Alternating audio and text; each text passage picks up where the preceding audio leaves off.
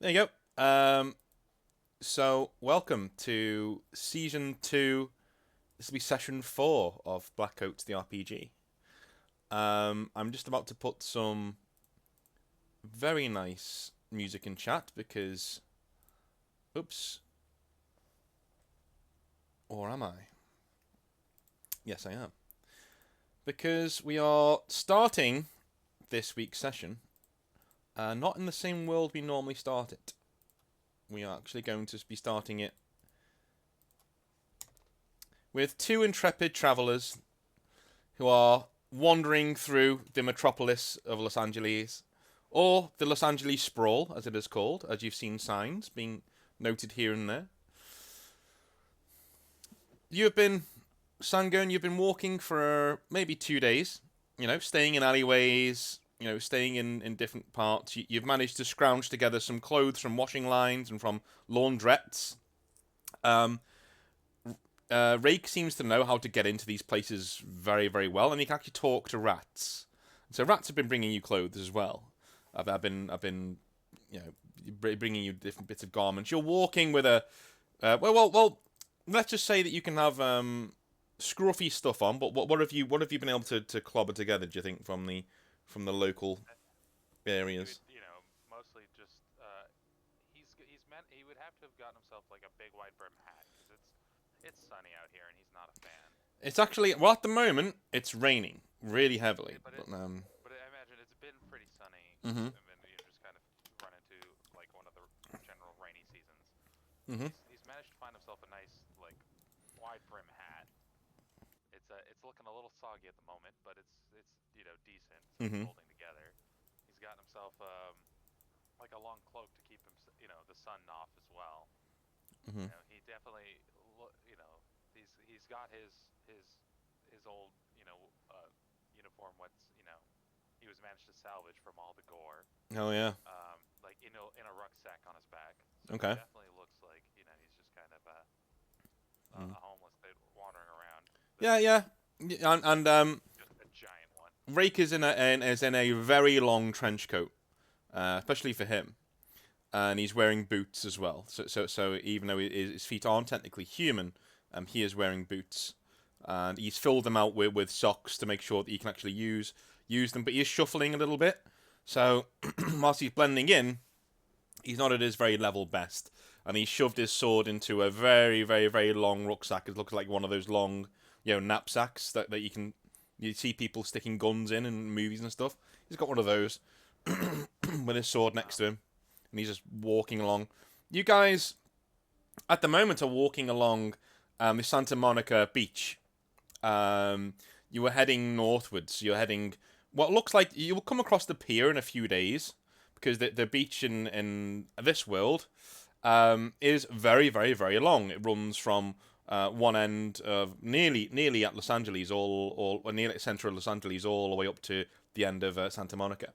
Um, you did spend last night in Hollywood Forever Cemetery, up in Hollywood, and you have been noticing a few things about the world since you've been here. One, crime is a problem, even even in comparing it to New Corinth, it's a problem.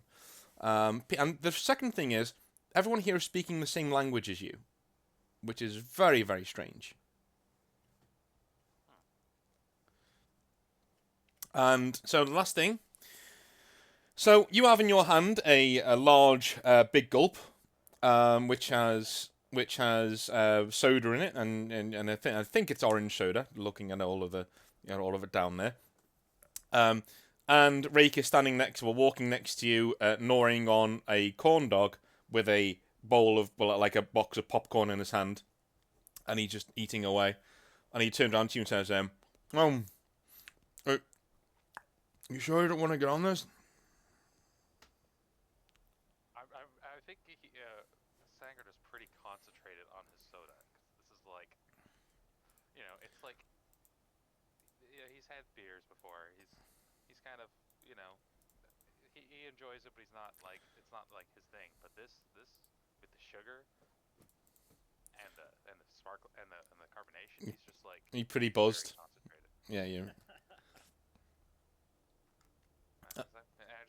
wipe them off as I'm just like staring at it and just like drinking, not trying to do all of it too much. He keeps on eating his corn dog, and he said, "Told you they were good." As he just like starts munching again, he says, um, so I'm guessing you have questions. I have a lot of questions. If you think we're in a good place, think we can get some of them answered. Yeah, I mean, people are walking past, but they're not really giving you any. In fact, people are giving you wide berth. You're a very large bum, so people are just giving you wide berth essentially. And you can see families are like rushing back to their cars because it's raining, and even in the height of summer, this is a very unseasonal rain that's coming down as well. Funnily enough, if you look to your right, away from the water, you can see huge tower blocks, and you can even see one pyramid-like structure blinking into the sky. Looks like it's got a light on top of it, just blinking.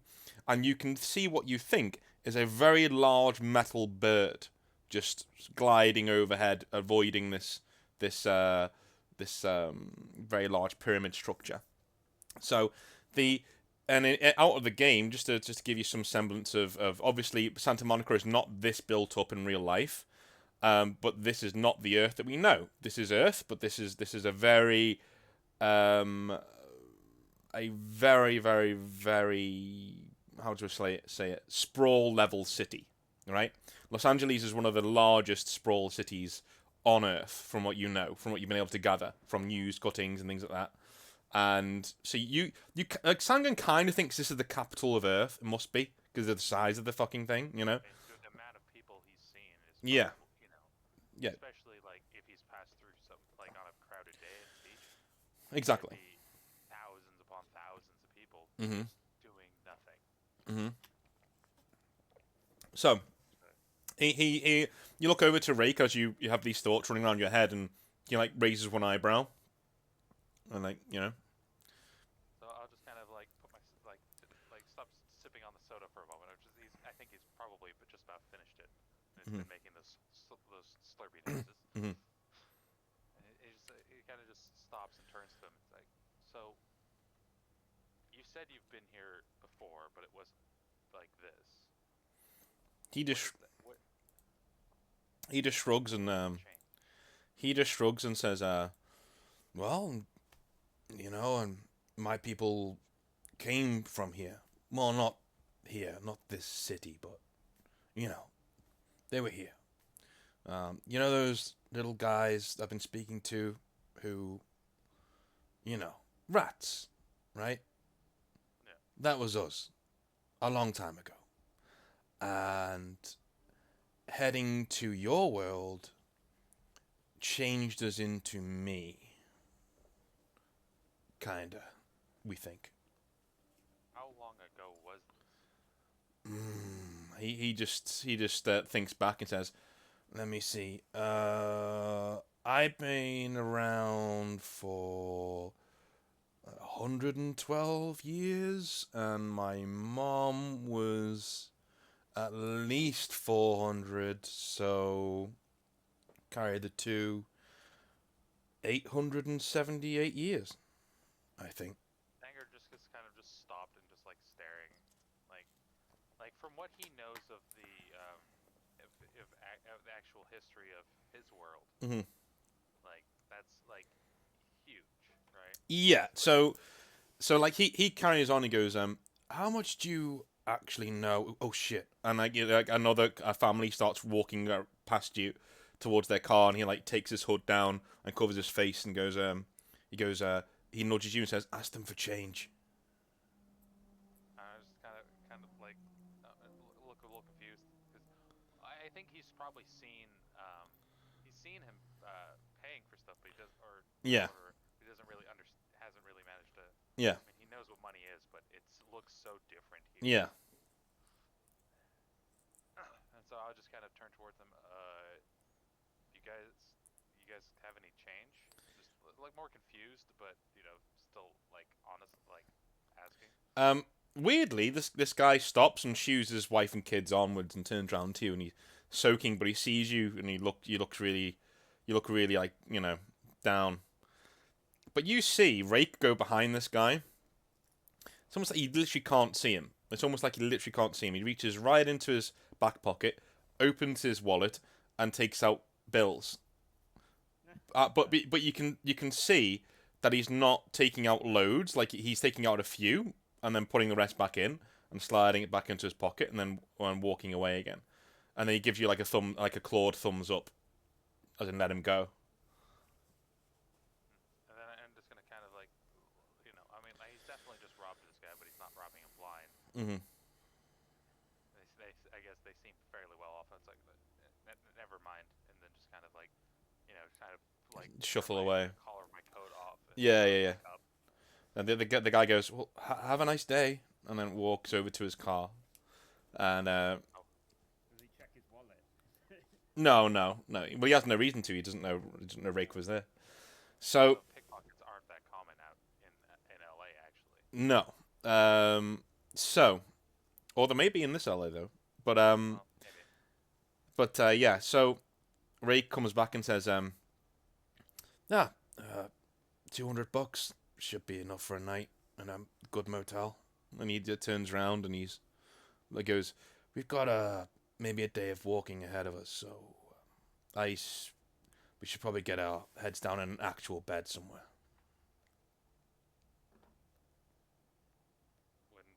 I wouldn't be against that. So he starts walking, and he's going to answer your question. He's just picking out where he needs to go. So when he's got that, he's like, okay. He says, so what were we talking about? Oh, yeah. Eternity in the world and stuff. Yeah. So, how much do you know about the history of your world? Our world. Well, I mean, I've learned some of it, but I was never,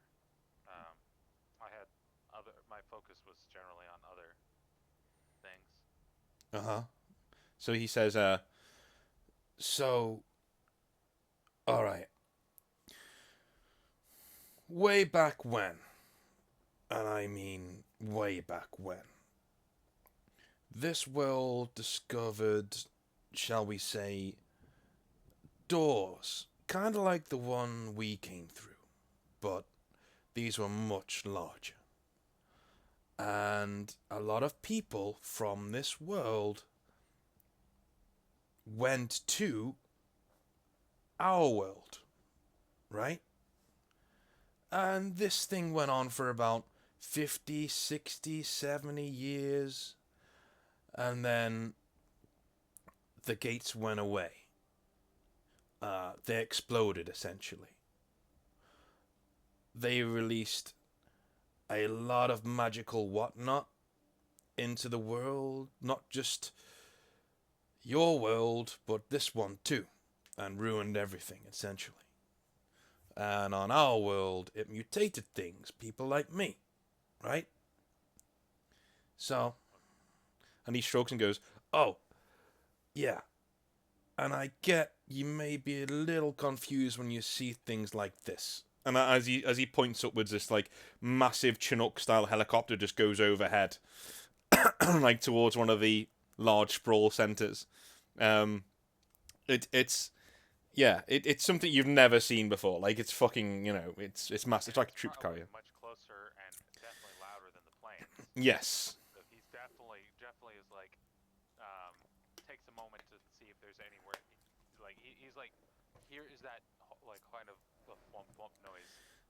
Looks up, sees something coming, and kind of has a moment where he's like, where do I hide? And then, just sees people just kind of milling about. A couple of them looking at it, I guess, and manages to hold his ground. Yeah, like people aren't really they're getting along with their day, so it must be like a corporate troop transport going to the center of the city.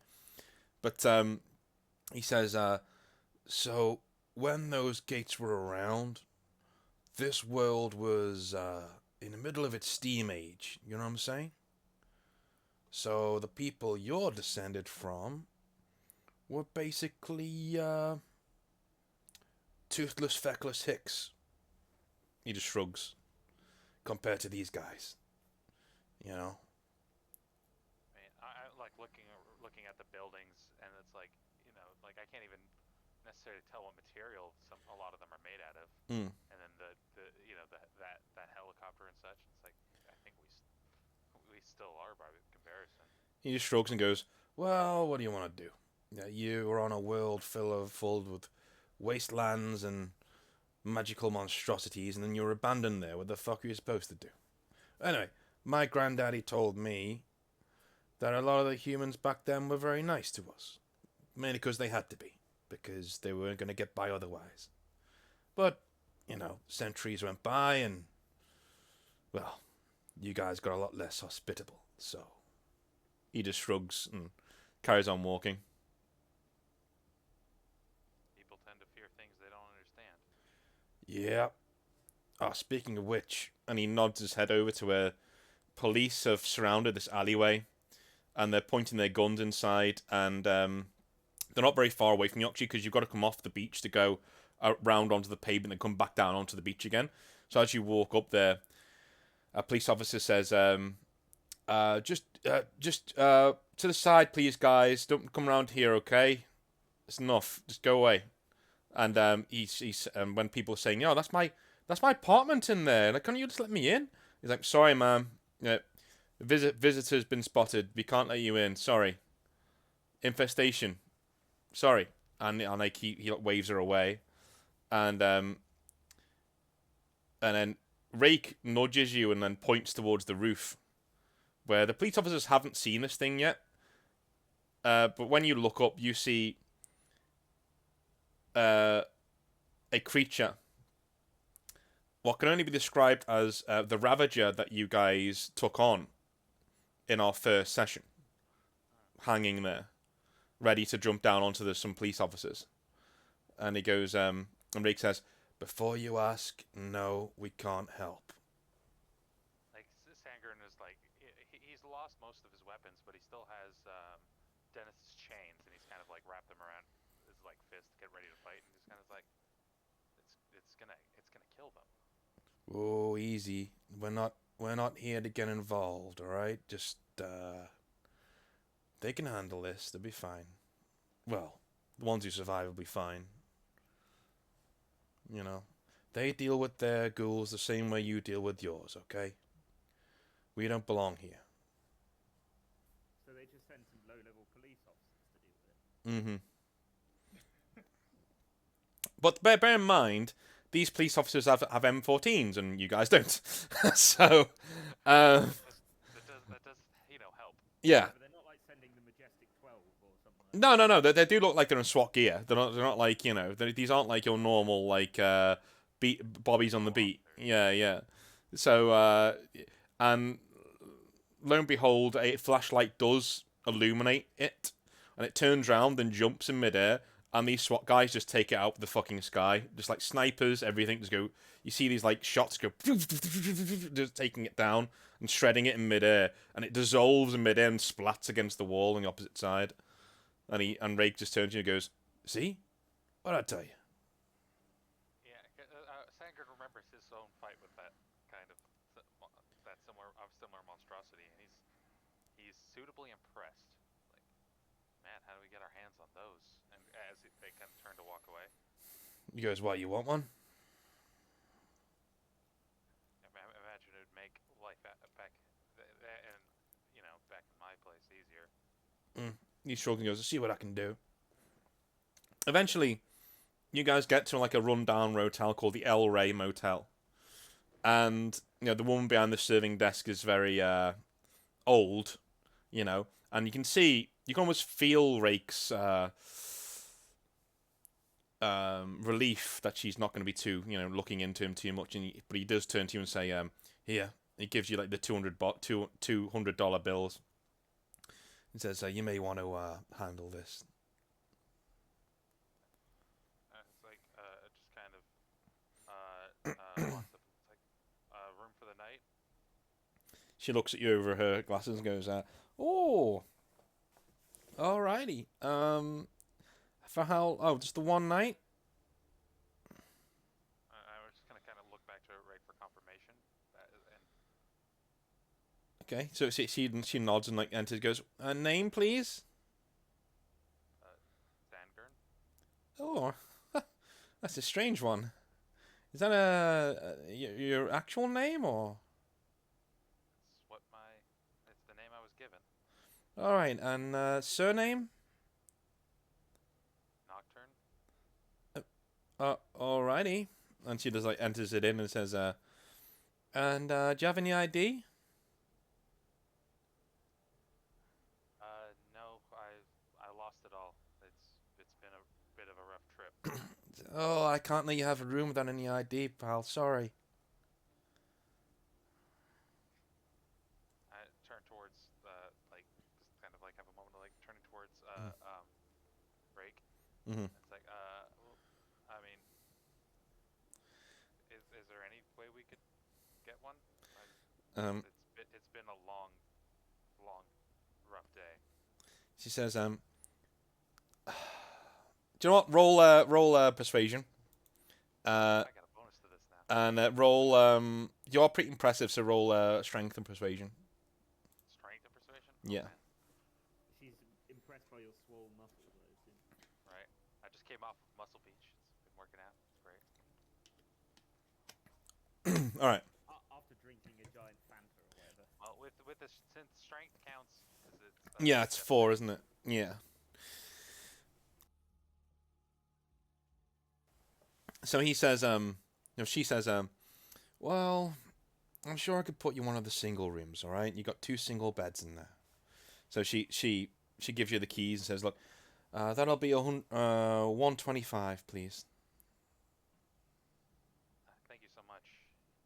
You've been a great help. And then I'll hand her the cash, 200. Do you immediately like walk off?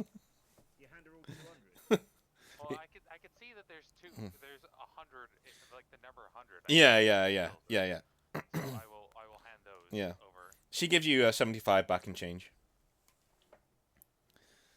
I will take like kind of glance at them more like, so this is what those look like, and then thank you again, and take the key and head off.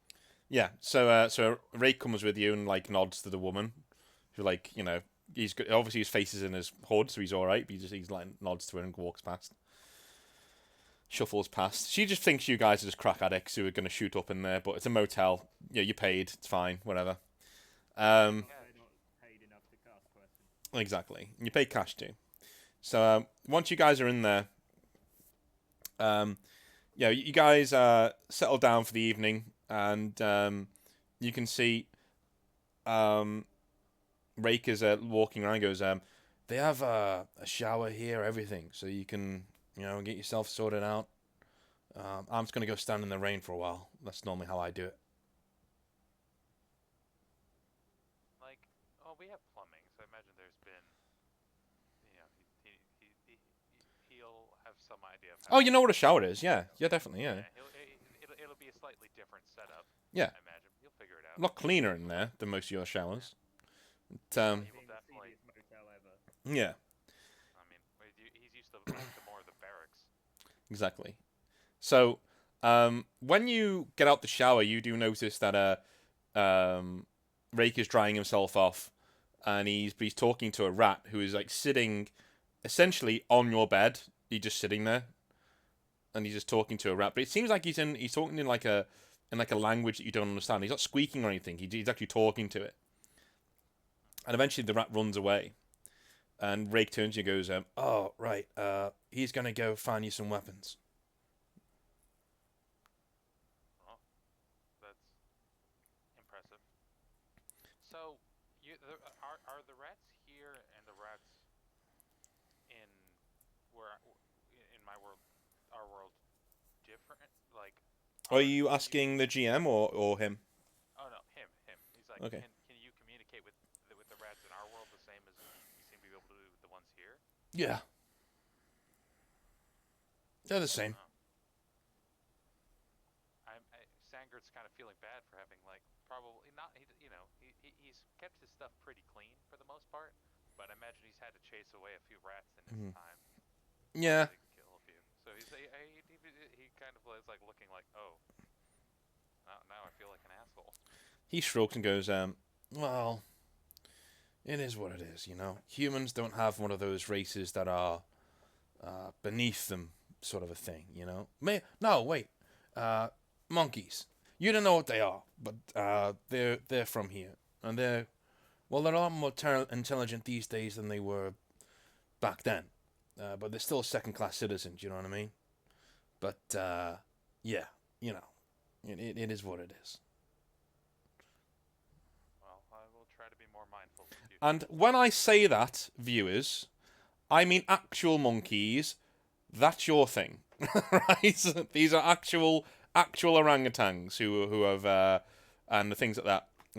Well, mainly gorillas and chimps and things like that that have evolved to be. You know, I really like the look of Planet of the Apes when they had cops at the end of that. It was really funny. So I was like, oh, that'll be brilliant. So I just want to do that. I know the Orps thing are doing something very similar on his world, but with orangutans as well. But I think his is more fantasy than cyberpunk or anything. So yeah, so he just like just nodding and he says, yeah, it's. I just wanted to clear that up in case people thought I was making like a weird comment there. I'm not. So he just like says, yeah. So, they're like, treated differently, but look, you've never had to deal with that, and that's fine. We're used to being chased away. Trust me. Well, even so, I'll try to be better about it. He just nods and goes, right, I'm gonna hit the hay, and he literally, the second he says it, he just like lands on the floor and just immediately he's asleep. Like he just literally falls over and he's asleep. Well, I'm gonna lay down on the bed, I guess. Okay. So after about an hour or two, you hear a certain squeaking, and like a knocking, like a something slamming at the bottom of the door of your room. I will wake up and I'll open the door. So you see, Slightly cautiously, but you open it quite cautiously, and you can hear like a metallic scraping along the bottom of the door. And when you look down, there is a rat pushing with his four paws, this gun along the into the room, like trying to slide it into the room. I will help him. Right. So you pick this up, and it's a desert eagle, like a big, it's fucking big. Like it's not, it's actually hefty in your hand. Never mind anyone else's. And so the rat runs away again, and a few other rats come over, and they're pushing what's be clips of ammunition. There's like 5 or 6 of them, all pushing clips of ammunition towards the doorway. I will collect them and I will thank the rats as they go. I don't know if Sanger has no idea if they understand him, or, but he will thank them. Okay. Like, honestly, and So they kind of help them along. they all stand in a line and give you like a nod, and then all run away. Is there any like food left over in here? No, there's no nibbles in here, but they can. Yeah. So they scurry away to go and find their own food. But we'll end this scene with Rake just opening one of his eyes and giving a wry smile as you close the door again, then closing his eye again, and then we'll let that scene there for a moment. So back in the quote unquote real world, quote unquote. So we are back in. When we're not being exposed to such heresy. Well, you guys have been walking through the waste for a few days now. You've had 1 or 2 people, fall, out of exhaustion or starvation or thirst. That you've not even had time to bury them. You've had to move very, very, very quickly to get away from the bodies, obviously, just in case. And Any opportunities to feed them on them if they're already dying? If they're already dying, you could do, but other people in the group will probably see that. If you're. And I will probably look disapprovingly at you doing so. Well, I would probably do it for the bare minimum then, but I do understand that there is a pretty high bare minimum right now. Yeah. So, You can do that if you want to. If you want to just finish them off, okay. There are people looking at you, very suspiciously, because there's nowhere to not do it. You know what I mean? In front of everybody, you're all walking through a vast wasteland essentially. So, if you're not making any sort of attempt to hide it, then there are people who are going to be. I think it doesn't seem really possible, as you said. At most, I would say like, okay, I would explain to them I am a vampire. I need to do this, otherwise my wounds don't heal, and I will be less efficient at protecting the living. And those people are dying anyway. Sorry, it's what Philberto just put on. That's quite funny. The timing of it was really funny. Like,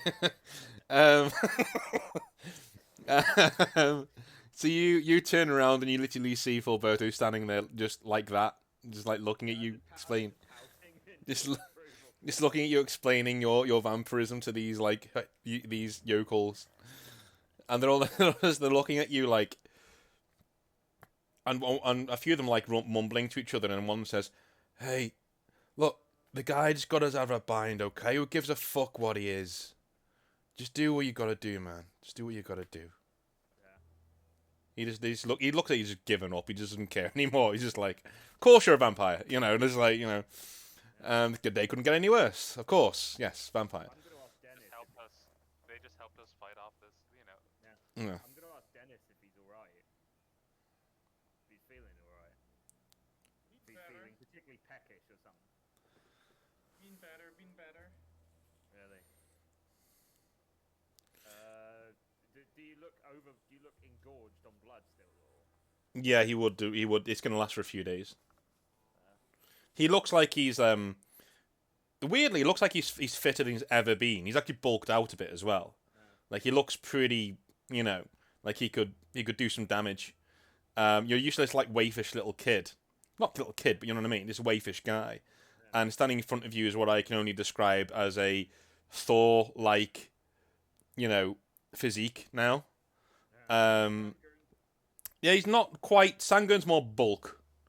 You're more, lean and fighting shape, essentially. more Bruce Lee to Yes. Sangurn's The Rock. Yes.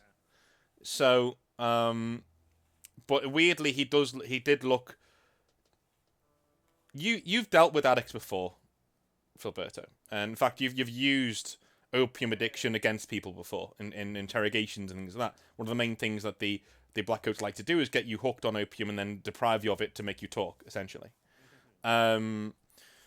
So, and that's like the bog standard torture that they give to everybody. There's more advanced stuff going up and up and up when they get agents from other powers and things like that. But, so you are seeing definitely Dennis is really wanting to get at these veins very quickly. Normally vampires are very nonchalant and like, especially when they got time, they do it very slowly. He's like, look, get him, and he's like going for it, sort of a thing. So that's what you've been noticing when he's been doing it. I am going to say to Dennis, you go for any of the, you can take take the stragglers, but anyone else, I will not hesitate to put you down. I will just whisper this into his ear. I won't say this aloud. Okay. Yeah, Dennis doesn't take stuff like that well, so he would just at that point say, try it, because that threatening him doesn't go over well with him. Mm-hmm. How are you? As threatening him ended poorly. How are you with threats, Dennis? Like because about assessing threats. What do you think? Usually way more paranoid than he needs to be. Okay. So he'll definitely watch out for Filberto. Like if he sees Filberto trying to pull shit, Yeah. then at this point, not hesitate to attack him. You're well aware that Filberto, whilst he doesn't have the physical strength to beat you down like Sangurn might be able to do, he has a lot of other toys on his person that could basically end you with one injection, essentially. Especially like incendiary ammo to a vampire is fucking. You one or two of those and you're toast, essentially. So that's fine. That's all cool. I've got an advert playing. Hang on. There we go. So Yeah, it's so he says that to you, Filbert. Are you gonna take that any further, or have you made your point and you're just gonna? I made my point, and Okay, I'm just gonna walk. I'm just gonna let it. I'm just gonna leave him to his okay, penance. that's fair enough. That's fair enough. So you like turn around and you start like getting the stragglers together to move for the day. Okay. I guess I chat to the doc, see if he's. He's here. He has not made it. He has not made it out. Yeah, he has not made it out of the town, unfortunately. So he is. He's not with you right now. Did he not make it out of town entirely? As far as you know, you saw him going down under a swarm of corpses. So probably not. Probably not. Yeah, probably not. So. I guess I'll check some of the survivors. Mhm. I guess I'll do, tend to those the walking wounded. So you're gonna go in and make sure that they've got what they need, essentially. Yeah, make sure they're not infected with anything. Yeah, no, they don't seem to be. Malnutrition, and they're really needing a drink. But aside from that, no, they're fine. Well, we still have some purified water, so we can share that around a bit. Yeah, you have been Drink it. you've been what's the word, rationing it, but they're not getting enough because it's not going to last if you don't ration it. But yeah, okay. So there's about 20, 30 left. Everyone that you've met, essentially that you've spoken to, is not with you. These are people you've never, they're from Tombstone. You've seen them around, but you've not spoken to them before. What about the hunters I was with? Yeah, one or two of them are there. Yeah, but they weren't named obviously last time. But there one or two of them are around. There are fighters here. There are 8 or 9 fighters there. And yeah, so it's not all is lost. You do have some manpower there. So you guys move on for the day, and after a certain amount of time, I would like you guys to make a perception roll, please. So off into the distance, you can actually see the vast mountain ranges that seems like a lifetime ago now that you guys passed through in the mountains. This isn't what you're seeing through perception, by the way. This is just me describing what's going on. When you went through the mountains, you can actually see far, far, far to the west and the north. Sorry, and well, it'll be south, but it looks like north to you. Far, far, far to the west. You can see the cleft in the mountains where the train runs through. It is impossibly far though. It's going to take you weeks to get there, and right now you'd have to pass Tombstone to get to it, which isn't probably the smartest thing to do, considering that how many undead are now wandering around there. But the mountains are still there, bowing away from you. So almost like they're being blown away. So like you're at the back of a wave, a big rock wave, watching it go over a place, but it's frozen in time. And finish your perception rolls, and we'll get some. We'll see what else you can see. What happens if I have perception of 0? Roll 1 dice. Hopefully Dennis can help you out. So no perception of mine, just perception. Perception and mind. Okay, fine. Okay. I actually roll some dice now.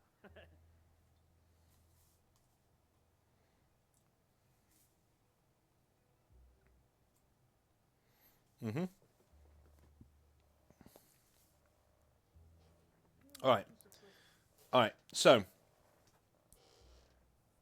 you both see it almost at the same time. A single person on a horse overlooking you to the right, to the what would be the east. Is it a woman? No. Okay, It go on. it looks like a man, but he is wearing gatekeeper garb too. And he sees you watching him, and he makes the ride away quickly. What are you guys gonna do? Chase him. Okay. I'll give chase. He is on horseback, when you are not. So No, I don't have any horses. yeah, chasing would not probably go very well. What else would you like to do? You're not gonna catch him. I'm gonna say we walk up and trail him because this is snow, Yeah, right? aren't you a sniper? Yeah, I was gonna say we track him. I think what Dennis is saying, you could take him off his horse if you wanted to with a trank dart. Okay, I'll pop his horse. Oh, yeah. So what are you loading trank, or are you loading something that can I will actually hurt him? solid shot. I'll go for Are you just going for the horse? Okay, cool. Yeah. Okay, cool. Yep. The bigger one. I'll shoot the horse out from under him. Just hit him, not the horse. Sanga, you can always hear like Sanga going from another dimension. Yeah. No. Actually, I'll shoot Trank. Okay. Is the trank any less effective? The trank is Or that? the trank will instantly lock out a horse, never mind a human. Yeah, it will Probably, like, super put him into next week. You know. So yeah. All right, so you shoot, and the shot rings out over the waist, and this trank bullet goes straight through the waists, and it hits. The horse doesn't react at all, but the rider immediately slumps out of his horse and pitches into the ground, and is dragged along about 100 yards by his horse, and then the horse gets away. But it only goes about 20 yards away and then stops and starts whinnying around. And one of the other fellas turns to you, Philberto, and says, "Oh, good shot." Yeah. Thanks. Let's go see what he has. Cool. Look like a gatekeeper. So, On a light. when you guys head over to him, he is delirious. He is going, "Oh no, mother, I don't want any more cabbage stew. Oh, he's like foaming from the mouth. And Filberto, you get a striking sensation that you've loaded the wrong trank dart into the, or maybe the hallucinogens are a bit too much in the mixture that you were putting into this trank round. So there's enough hallucinogens. It's fine. Would I recognise that it's a lethal combination? No, it's not. No. It's make him talk. I'll just punch him in the face and knock him out. You do have the antidote on you as part of your repertoire if you wanted to just bring him round to his senses. No, I wanted to punch him in the face and drag him. Okay. I didn't want to leave him where he was because he might be tracked by somebody. Okay. What about the horse? Yeah, and grab the horse. You can lash into the horse or something. Yeah, that's the question. If the horse didn't run away yet, maybe we Yeah. could catch it. I'll say to Dennis, you able to handle a horse? Because I assume it'll still be braying and neighing. Yeah. Oh, I did learn a little bit well on my secret mission. There you go. So you want to go deal with the horse? Yep. All right. So roll cavalryman and mind, please. I do have one in there. Yeah, you do. Finally something forces. All right. That's So going to go well. that's okay. You didn't need. It's not that freaked out. It wasn't an explosive round, so it's not that fucking. It's not going to go crazy. It doesn't bond to you though. It just sort of goes. It comes along with you. You can see it's a mare, and it's a nice horse. It's a female. Okay. So when you're slapping this guy, he's not coming around though, Filberto. So it's gonna take probably an antidote of some sort to bring him back down to earth again. Yeah, fine. As I said, I was trying to punch him in the face and knock him out. Well, he's not gonna go anywhere either way. We're gonna drag him with us. Yeah, just drag him with you if you want to. We're gonna lash him to the horse and Okay. Yeah. slumber him back over side track. I would oppose that because that's his horse. What if it listens to his commands once he wakes up? So I'm gonna oppose it, and we're gonna pull him on a sled. Okay, that works. That's fine. Cool. So you find some like metal sheeting that it's strewn across the driftwood at this stage. Then you put him on there and you attach it to the back of the horse, and you just slap the horse's arse and it just starts trotting along. Not quick, but just Yeah. Okay. Before long, one of the townspeople comes over to you and says, "Listen, Mr. Riviera, my daughter is very weak. Do you think I could put her and some other children on the horse?" I'm sure. Yeah, go for it. So he just plonks her on the saddle. She looks like she perks up right away, even though she's like near to passing out. She's like, "Oh, horse," and she's like just stroking the horse as it's going. Horse seems to be like snorting, like it's enjoying it, and its ears are pricked up. No. Just malnourished. Yeah, basically. I'm gonna check the guard. I'm gonna check the gatekeeper to see. So now that we'd have tied him down a bit. The horse? Hmm?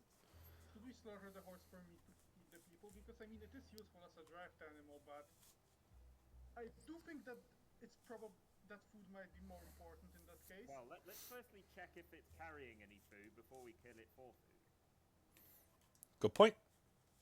Let's actually loot the guy, and let's see. It does have saddlebags. It does have saddlebags, yeah. Have a look in the saddlebags and see if there's anything. So you do find several bits of rawhide that can be brewed for soup, and you do find several large chunks of dried meat as well. Fair enough. I guess I'll break off a chunk of it and hand it to the sick kids on the horse. That's fine. That's fine. Pass it back. I'll have a bite, and then pass it back. Okay. Break off a bit and then pass it along. All right. So you end up going over all day, or over the wastes, until finally the sun starts to set, and you see an outcropping of rock that might be good to camp at. Okay, I'll point that out. Say, yeah, is our captive awake? He's still moaning in delirium. He's woken up, but he's not anywhere near. I'll leave him on the sled. Yeah. Because when he's in delirium, he's not likely gonna run. No. He's not a flight risk. No. When I sober him up, then he might actually be a threat. Wouldn't he be tied up anyway? Yeah, but it depends on how strong he is. True. Also might be useful to have him pull shit when he's woken up. Yeah, it's a case of, as I say, I want to move him from the area so that he wasn't. That if somebody was following him or watching his movements or whatever, they wouldn't find him. So, when you stop for the night at this outcropping, people seem to be a lot happier than they were, and they're chilling out, and a few of them have eaten and drunk some water, and they seem, pretty okay. Pretty okay. So let's go into what are you going to do with this prisoner? What are you going to do with him? I'm gonna give him an antidote, but I'm gonna preferably make. Yeah, I guess I want to keep him high enough that he's honest. Wait, do I know the guy? Like from my time at the camp? No, you've not seen him. There were hundreds of people there, so it's not that. Then actually, I'm just going to torture him while I'm actually just going to interrogate him while he's high. Yeah, you can do that. I'm going to try to discern because I guess I would know what psychotropic drug I've given. Yes. So, Dennis, you are literally like just sitting around the fire, and you note you can see like Filberto is like not walking around the camp. He's like jaunting around, like yes, and like somebody's really excited to do something, and he's picking stuff out of his pack and he's shaking things and adding them together and. Oh yes, there's one bit of that. I watch Filberto so he doesn't kill the guy by accident because that's an emergency blood bank if stuff goes wrong. Okay. I mean, with all the chemicals going in here, do you really want to be touching that guy's blood bank? That guy's blood. Another good point. It's for emergencies. Yeah. Good. Just drinks it and goes high as fuck. Because it's like lethal super meth. Okay. So you get the tincture ready and you inject this guy, and you start inducing nightmares in this guy. He starts seeing phantoms all around him. So like Scarecrow from Batman, and he's like, looking around. And he's like, but he's lucid enough to talk. So he's there. He just thinks that you're this like demonic spider creature, whatever. He's like, oh, and he goes back against the rock, and he's like, oh. I'm going to be like, your name. What is your name, wretched whelp? He goes, Lord. And what brings you in this hellhole? Just seeing, scouting, looking. For who? For you. Me. All of you. Really? Interesting. And who's paying you? He just says, he says, Clint O'Mal. Clint O'Mal, eh? That bastard. You happen to see any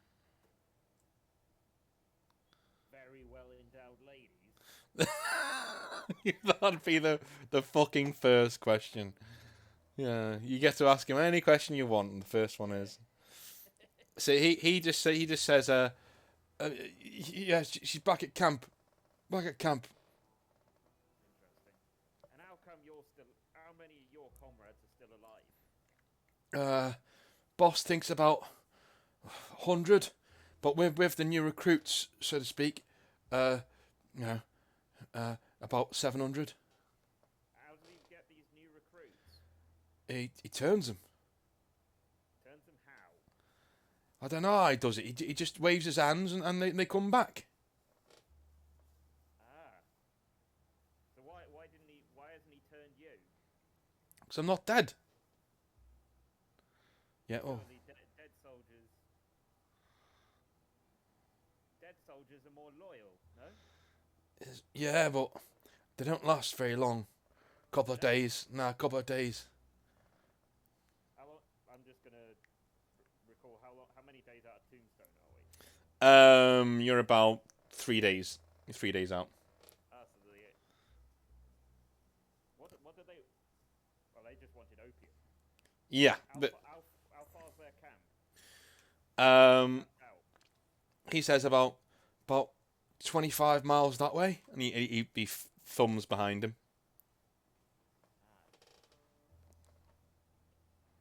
How many are you out on patrol? He goes, I don't know that. You don't know. How much is he paying you? He says, well, food, board, women. When we can, find him. Yeah.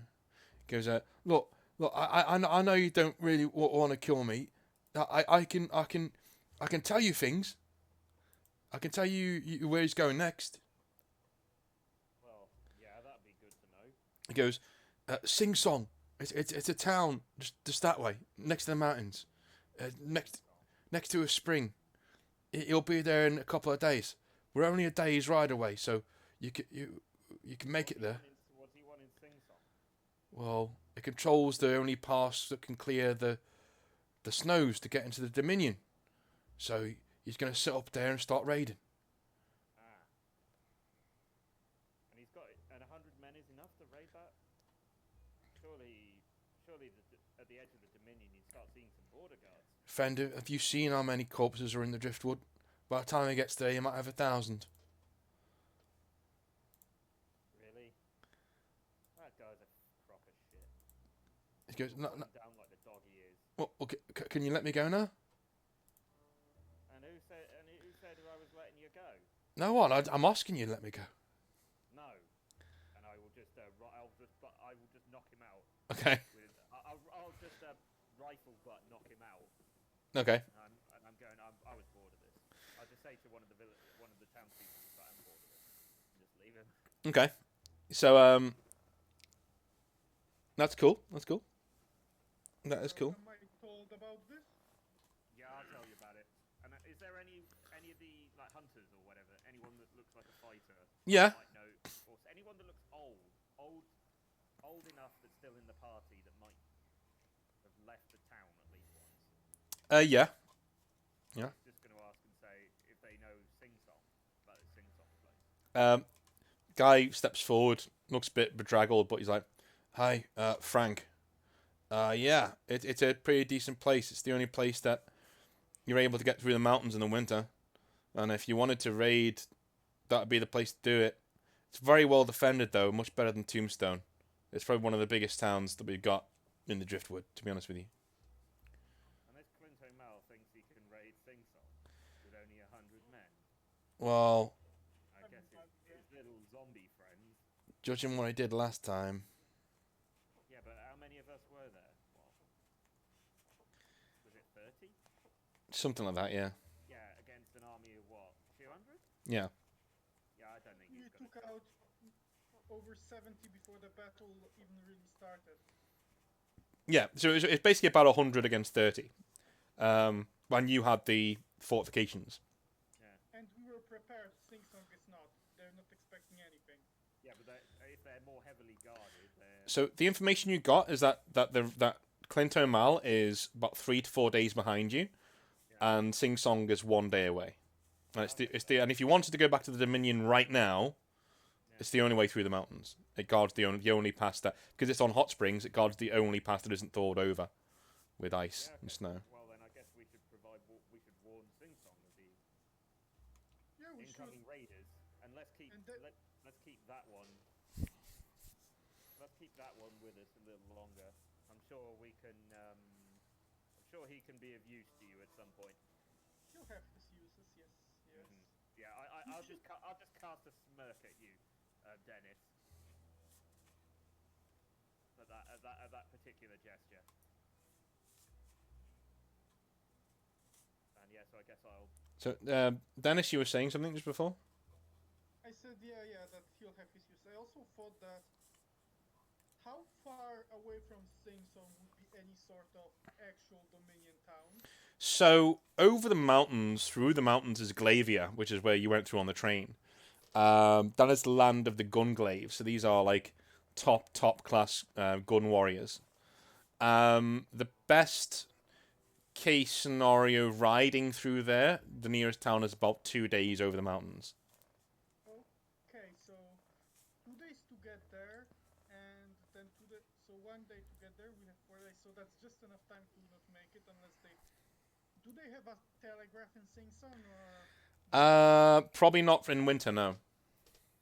Okay.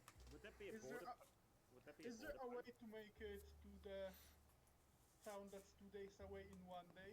So the Dominion only care about the Feyerite making it from the driftwood in. To steal the mines. So they don't care about places like Sing Song. So no, there won't be any border guards or anything there. They don't give a shit. Yeah, I mean, they do care about the fact that he wants to take over the mines and that he wants to. Yes. invading the If they knew, undead. if they knew, they would care about that. Yes. Yeah, that's the plan. I want to make them know. So is there a way to get from the some sort of horses, stuff like that, to get from Singsong to the town in 1 day?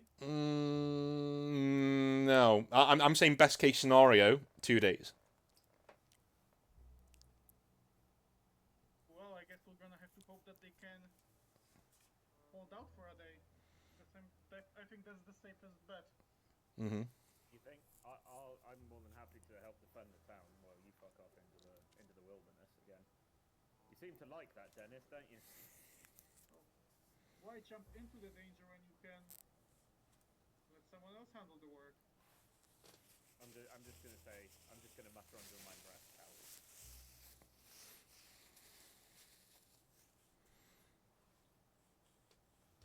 Well, as you wish. So, you guys carry on the next day and wander out into the wastes, and you can start to see the smoke trails of the town in front of you. It is nestled against the mountains. The snow has thawed away from the roofs and all of the different hot springs that are around there. Do a perception check, please, both of you. Just perception? Yeah, and mind, of course. Oh, I saw something. All right. Where to saw a lot. So, you guys both see, and let's rewind back to Sangun now. So, Sangun, in the morning, you guys are walking along the beach again. And then Rake turns to you and says, "Hey, you that new gun?" I'll Sandra have left to- for a second. I gotta step away for a second. I'll be right back. Okay, we'll take a quick 2 to 5 minute break, and then we'll come right back. Alright, thanks. Sorry about that. All right, no worries.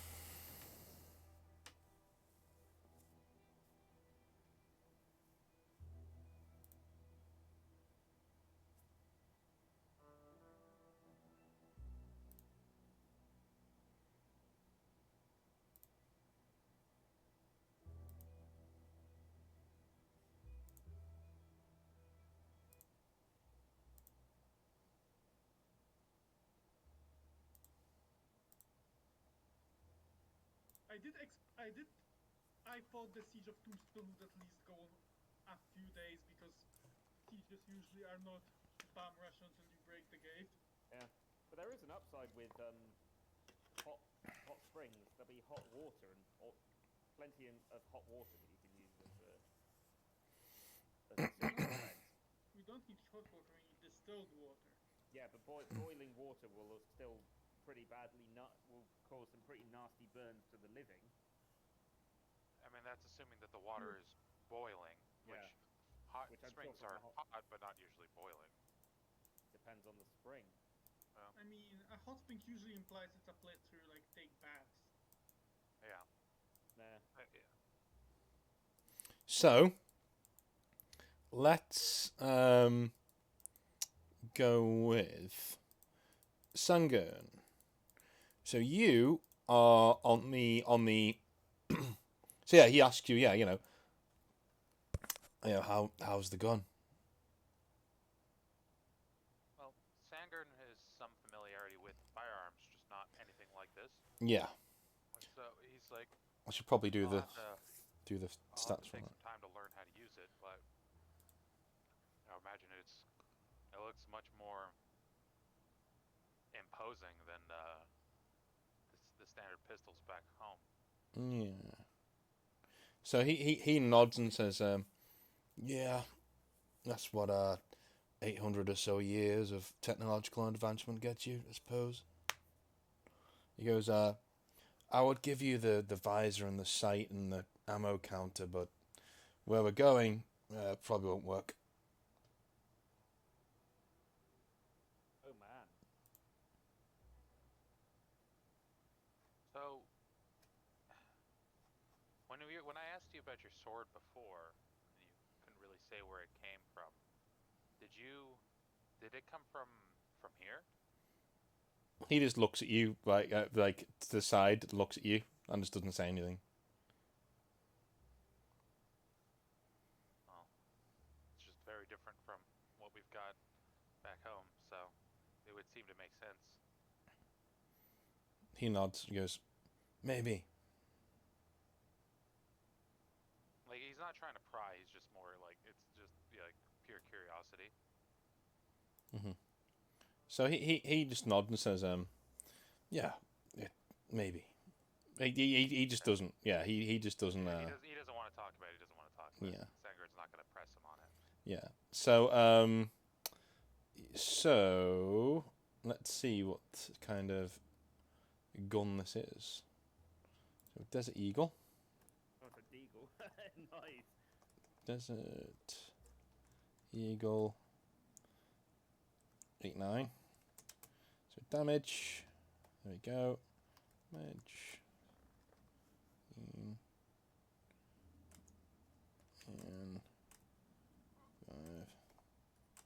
5. 16.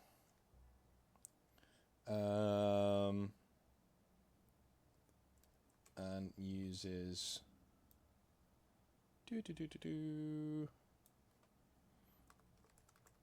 Thanks. Bang. So that's the Desert Eagle 89. It's big. It needs a hell of an arm to fire it and not twite yourself in the head, as that person is. And does 15 damage. There's an arm negation of 5, and it has ammo of 16, so you can fire 16 rounds before you need to reload thing. The new clip. Which should take half of your next turn. So one action of your next turn is reloading. Just make a quick note of that.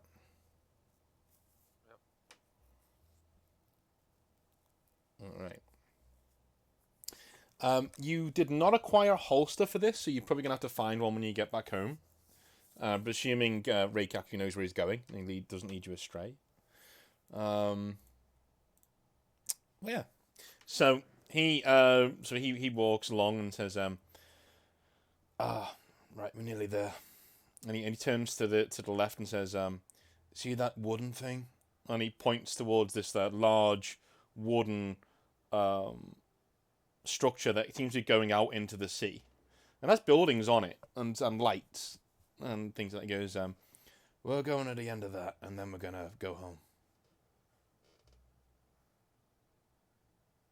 Okay. So he takes you. So go on. So he just kind of looks around. It's like this place is pretty incredible, but I am looking forward to being in more familiar environs. Hey, if I sense another door, we can always come back. And he just goes, you don't have corn dogs where you come from. It's a fucking travesty. And he gets onto the. It's still raining. He gets onto the pier, and you guys start heading out into the onto the pier. People are walking past you in the rain, but you know, there are I will say you guys probably have had funnel cake while you've been running around because it does look pretty weird. Like there'll be like a stall selling funnel cakes, and Sangren is going to look kind of wistfully at it. Yeah. Like, and just kind of like, you know, under his breath to Rig. I'm not gonna lie, I will definitely miss the food here. It's something else entirely. He turns to you and goes, good, right? Yeah, so he walks over, and eventually you guys get to the end of the pier, and you're looking out into the Pacific Ocean, and you can see in real life, you know, the city doesn't extend out this far, but here the city is extending like a claw into the ocean. But you can't really see it from here because they keep the pier nice and clear because it's quite an affluent area. It's raining, it's bucketing down, and you can see in front of you a door appears, another door, and he knocks on it a few times. Then he turns right back to you and goes, "I'm just kidding," and opens it. And on the other side, you can see a snowy wasteland. He goes, and it feels really cold. Considering how nice and temperate you are now, you're like almost reluctant to step back in. But Rake just shrugs and goes, "Well, here he goes," and turns around and goes, "Till next time, LA," and then walks back through the door. Sangren's gonna kind of just nod and kind of like, you know, brush his arms a little bit to warm up before he goes through. Yeah. So you step in and close the door behind you, and the door falls over into the ocean and vanishes. So back in the driftwood, you guys see a door appear some 100 yards ahead of you, and opens, and Rake steps out and brushes himself down. He looks like he's really cold, and then he obviously Sangun follows after him, and behind them you can see it's about 100 yards away, so it's kind of faint. But you can what looks like light strobing from left to right, just like behind them, until the door closes with a clatter and blocks out all the rain, and the door falls over into the snow. I'm gonna go up to them and say, I think I'm just gonna act completely exasperated. Like, what the fuck? What in the fucking? First thing first, my chain. I will. It's like it's a lot to explain, and I'm not quite sure I know how. As I'm saying that, I'll unwrap Dennis's chain and hand it over to him. Is there any evidence of a door?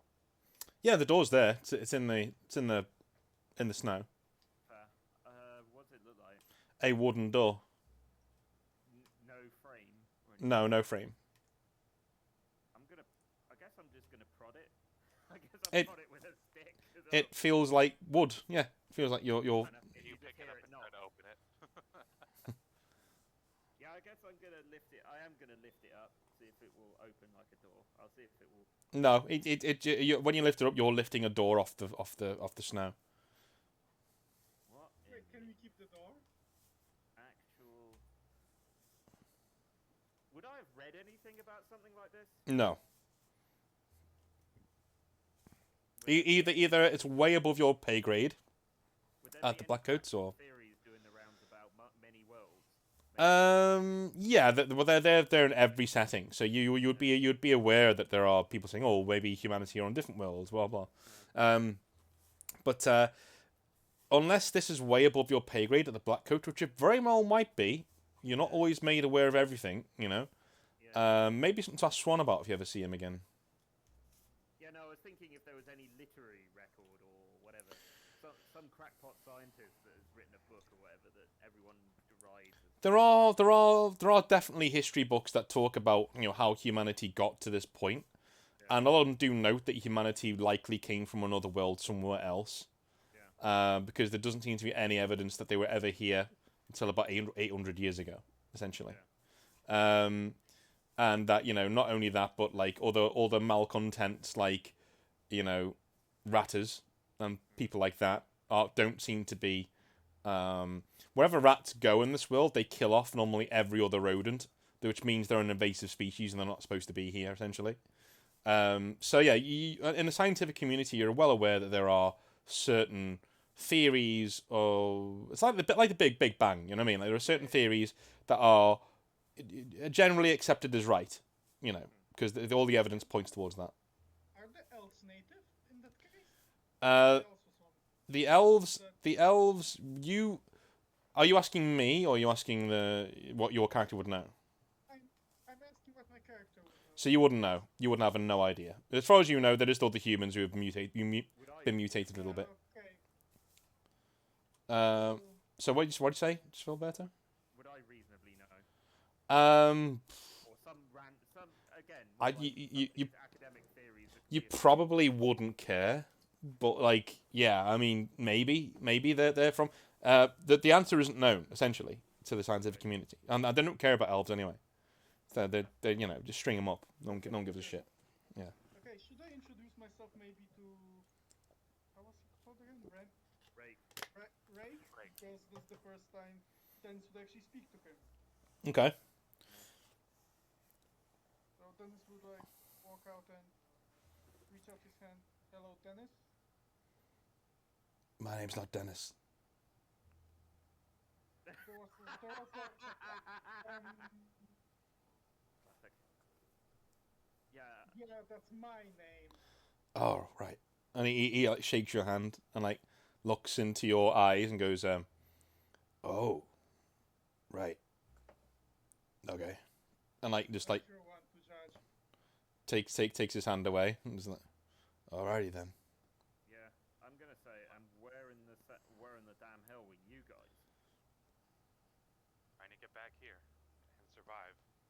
Look, there'll be time for, you know, there'll be time for us to decompress and talk this out later. Yeah. So what is happening, and why is there somebody strapped to that horse? Well, we found one of these gatekeeper scouts raving about Clint and Mal about to try to make a play for the town of Singsong. Which will be our only ticket across these here mountains. Raving? Raiding. Apparently, he's still got 100 men left, and I don't know how many zombies he might be able to raise. 700. At least. No, 700, Really? possibly 1,000 something. Well, that's what the scout said. Yeah, but I think he's full of hokum. No. Oh. I saw him raise 200 men at once. He definitely has the faculties. Yeah, So- I guess so. So the zombies are because of him. Yeah, seems to be. You only notice Or maybe his girlfriend. Who knows? No, that's him. The vampire lady, she does something different, but the guy, he's the magician. And I saw it with my Sanger's own gonna kind eyes. of put his hand up. It's like, look, a lot has been happening, but he's confirmed that it's actually him doing this because he Yes. didn't have zombies when he Yes, he originally did. attacked us. Yes. I did see him walk out of a tent. The lady drained dry a person and threw the corpse on the ground, after which the man chanted a spell and raised his arm and all the dead rose up. Unless it would've was a been- really clever ruse, it's him. And the vampire lady was also very far away when she rose the dead when they were there. I managed to sense her, after all, to be about 1.5 hours away when that happened. Sanger is very, very concerned and a little confused because like we never actually had a chance to talk before the attack. So all the stuff that you actually saw and like none of us knew anything about. I mean, I probably told Filberto on the way, but yeah, for you it's new. Yeah. So yeah, that's all right. Like okay, well, I guess we go to the town and And bolt it for the next town to call the army. Yeah. That's right. I can deal with the undead. I have fun. influence over them, shall we say? Then have fun. Try to last for about a day because Rake just looks. army should arrive. Rake just looks at you at the corner of his eye, Filberto, like, what? Yeah. So during the first raid, I found that after some biological experiments. Maybe talk a little bit more silently. Yeah, I will tell this. I'll grab Rake and I'll just take him off, just on a slight walk away from the crowd, to say, I've conducted tests, and specifically, I have a very calming influence on the undead. Let's just say, I had an accident out in the Wasteland. That means I shouldn't be here. Yeah, I was wondering why you weren't breathing. Yeah, and I'm just gonna try to puff out some air, and I guess you won't see a... I'm gonna... Yeah. He just say... goes, bad mojo just seems to follow you guys around now, doesn't it? Yeah, it does. You're not wrong. Angern kind of mumbles under his breath, understatement. Yeah. And then it's like, and then just kind of claps, like, all right, Now, let's get moving. I'm curious. What's that door? Walk and talk. Yeah, I am still good. I am still going to ask. I am still going to ask Rake. What's that door? Because seriously, I don't really know. They're around and things. Like, put it this way. When those doors were created, or those, like, links to other places were created, my people were still... Well, I'm only 1 or 2 generations away from the people who were able to use those things, right? You guys, and he points towards you, goes, are many generations away from the people who used to use those things. Which means I can kind of sense them when they're around, and you can't. Interesting. They seem to wink in and out of existence. Yeah. I think it's like an aftershock of the realm gates exploding. If you want to and he fills you in on the same thing that, I was saying to Sangern before. So as a scientist, you're finding this, like, yeah, you're like raptured by what he's saying. Because it might be all hokum, but as you say. Or it might be true. But You did just literally watch us walk through it. yeah. All the evidence as a scientist that you're gaining are everything's fitting together quite nicely. I'm just going to pull out a notepad and start writing things down. Yeah. Taking notes. He goes, yeah. So he just shrugs and goes, oh yeah, I guess that's why I can tell where they are. Interesting. Sangern's like actually grabbing Philibert by the scruff to get him walking. Yeah, I will Or be else we're walking. I gonna will be be walking while I'm writing. I will still be writing. I imagine you do have to be prodded along every once in a while when an interesting bit happens. Yeah. So like he does say to you, like, by the way, have you ever had a corn dog? What's a corn dog? No. Is it a dog made out of corn? No, but if you ever get to try one, make sure you do. And he goes back to like just walking again. Sangern kind of grumbles. Oh man, now I'm hungry again. All I could see from the place you came from seemed to be shining lights. Those be cars. Cars? Never mind. So it must be pretty advanced over there. He just shrugs and he shrugs. He's basically not saying anything because like there's no point because like you're never gonna you're probably never he thinks you're probably never gonna see this stuff. It's just gonna make you want to be. It can be very cruel of him to describe these things to you that you're never gonna get to be. So he's just like, here's a car, that sort of a thing. He feels bad enough like he had to take Sangern there because he knows that humanity belongs on Earth, doesn't belong here. So anyone going back there is going to be like, oh, I really want to stay here, and then they don't get to, sort of a thing. Fair enough. Yeah.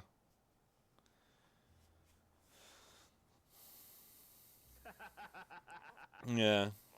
Yeah. You wouldn't know. You've never had a funnel cake. No, I was pointing out about the chronic Dennis and Philberto's like headache. Yes, that has been a thing. Yeah. I guess. Yeah, I'm gonna say we get to head towards Singsong. Okay. Dennis, you cool with that? Yeah, let's go. Okay. So you guys immediately when you arrive at Singsong, it seems like be a bustling town. It seems to be quite a large area. The central keep of it is nestled into the foothills of the mountains, and the town actually spreads out from there. You can see a lot of rivers and small rivulets and streams and things that seem to be steaming, flowing all over the place. And the snow is not touching this place. And when you feel the earth, it's warm. So this is a place that it's flooded in the winter with people, and it disappears in the summer months, obviously, because no one wants to be around hot fucking water when it's baking. But the baths here are always popular even in the summer because people need to bathe and things like that. And so you can see way up in the mountains next to the town, behind the town, you can see the pass that goes into the mountains and weaves its way around onto the other side and Dominion soil. But for now, you guys are approached by what looks like a guard, but he's generally just in combat leathers, with a hunting revolver at his side and a rifle over his shoulder. And he says, scouts have been reporting people have been coming from Tombstone. There's a lot of smoke over there.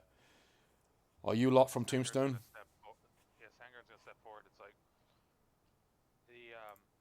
sorry, what were the name of the bandits? Out of character, what were the name of the bandits? The gatekeepers. Yeah, the gatekeepers have wiped out Tombstone. We're left. He just rubs the back of his head as people like walk around you, and a few people are gasping and like talking to each other because they knew people in Tombstone or even had relatives, and a few people are running over to ask news of people and things like that. I'm just gonna put my hand up like in a very much no nonsense kind of thing. It's like, no, and to the guard, you need to be prepared. They're on their way here. Yeah. He's like, oh, you want to speak to Mayor Keen? Come with me. And he turns around and starts walking through the crowd and butting people out the way. As we're walking, I'm gonna tell him like you should call some of the other guards and try to get some of these people inside. Already done. And you can actually see like it looks like a military operation. Like the guards are literally already like moving people towards their own homes and giving them like tools and things to barricade the windows and things like that. Most of the men are being pulled out and given rifles and really shitty looking combat armor and thrown towards the walls of the town. The town's gates are being closed and several big wooden bars are being lowered over the backs of the gate to keep it closed as you are pulled back into the town. Finally, the mayoral building is what looks like an old county sheriff's office, with columns and the lot. You know, it's not very big, but it's a nice little place. And as you walk in there, the mayor is sitting. There's only got one room in it, and it also doubles as a sheriff's office. So on the side, it's got some cells as well, with one or two people languishing in there. And the guard goes over to him and just nods and says, "These are the people from Tombstone, sir." And he nods and go. I'm going to ask the guard. We've got one that we might want to chuck in the cells. Is that all right? Goes, one of them. One of the gatekeepers, yeah. All right, I'll send some boys to take care of it. He's on the sledge. He's out of it a bit, but he'll be all right. Okay. So Mayor Keen looks like he's not fat, but he's a large person. I think John Goodman when he was younger. You know, he's a large guy, but he's not huge, and he's sitting there with a suit on. Looks quite powdered and weathered, and he actually has these like white velvet gloves on and a monocle. And he leans back and says, "So I have reports here suggesting that you come from Tombstone." Explain to me what happened there. And yeah, Sangren will kind of go into how that the gatekeepers attacked, and kind of just give a quick summary like of their numbers and like what we did to stop them, and then Could and then Dennis kind of interrupt at this point for a second because it seems like this is dragging on? Uh, so he's gonna. So Dennis is gonna step out for a sec, or No, he's gonna interrupt Sangren and like want to talk to the guy and be just pretty frank. okay. What is coming is an army of probably around 1,000 people. So have you already sent out some sort of messenger to further inside the Dominion? So he stands up and puts his hands on the desk and goes, 1,000. Well, we know of a minimum of 100 men and 700 undead. And higher vampire. You know, the kind that's pretty high up in the scale. So if you can ask for some Blackcoats from the Chamber Sanguine, I think, the one that is the ones that hunt vampires. He nods and says, I'll send word immediately. One of my best rider will go over the pass. But he turns around to you and says, but I'll be frank.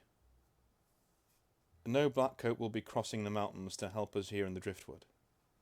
That's pretty bad because the guy leading them is a former Blackcoat. Again. and a necromancer, it seems. We barely survived the undead. He turned our own the bodies of our own against us. He nods and says, how am I to... He starts like rubbing his forehead and says, I have around 500 men here. 300 of which are either conscripts or boys. We have good fortifications, but... He just shakes his head and goes, why Singsong? Why is he coming here? Didn't he get what he wanted at Tombstone? Tombstone was just a stopover, it seems. He nods and says, he wants away over the mountains, doesn't he? He doesn't want to wait till spring. It seems likely. He told the people of Tombstone that he was going to spare them for us, but judging by the fact that the undead that attacked us seemed to be his doing, that attacked Tombstone was his doing. I don't think he has any intention on letting anyone who knows of his existence live until he's through the passes. Yeah, a real bad guy. So he wanted to rob a train before too. He says a government train. Yeah, what an idiot. Who does that? I'm just gonna cast a smirk at Dennis at that. Look, there are ways of dealing with his undead. Yeah. We found that if you hit them with pure water, distilled water, it seems to almost have a dissolving effect on them. They also react pretty strongly to ferrite. He's making notes. And if you have any silver, doesn't work on them. But it works on the vampire lady, so I know. You gave it to us. That's what I was trying to say. So he writes things down and is right. Okay. Yeah. He said, as much as I hate to ask, are you people? What are you doing here? You seem very well informed. We were stranded in the driftwood, and we are used to fighting. How, if you don't mind me asking? I'd rather you didn't. Sangren's gonna kind of just be very, very like, that's like that. It's like this is definitely something you don't want to, delve into, kind of look. He nods and says, I don't know if we could tell him at this point. Yeah, but we shouldn't. No, we shouldn't. I agree on not doing so. Yeah, I'm just gonna say we've gained a lot of skills out in the Wasteland. Let's just say that. he says, well, how about this? You help me defend Singsong, and I'll get you over the mountains. With as much food and horses that I can spare.